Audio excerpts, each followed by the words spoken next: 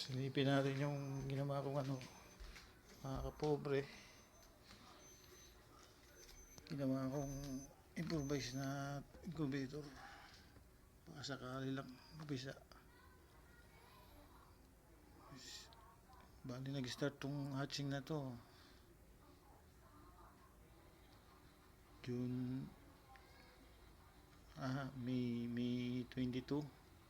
June ano na ngayon, June 6.